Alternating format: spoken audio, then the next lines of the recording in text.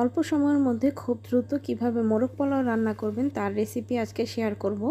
প্রথমে হাঁড়িতে পর্যাপ্ত পরিমাণ তেল দিয়ে তাতে পেঁয়াজটাকে বেরেস্তার মতো করে নিব। তাতে দিয়ে দিব আদা রসুন বাটা। আদা রসুনটা ততক্ষণ ভাজবো যতক্ষণ না এর কাঁচা গন্ধ চলে যায়। তারপরে মুরগিগুলো দিয়ে দিব। মুরগিগুলো দিয়ে এর মধ্যে দিয়ে দিয়েছি গরম মশলা আর একটু লবণ। নেড়েচেড়ে এটার মধ্যে একটু লাল মরিচের গুঁড়া এবং রোস্ট মশলা দিয়ে এটাকে ভালো মতো কষিয়ে নিয়ে এটার মধ্যে দিয়ে দিয়েছি আমি দুধটা দিলে এটার ফ্লেভারটা খুব ভালো আসে।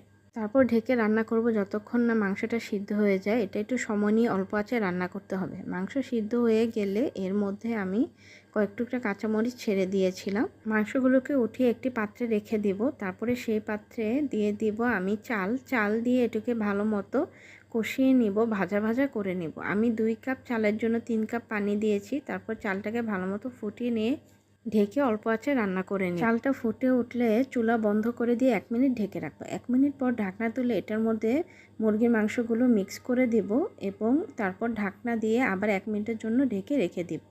এই তো হয়ে গেল খুব সহজে মোরগ পোলাও।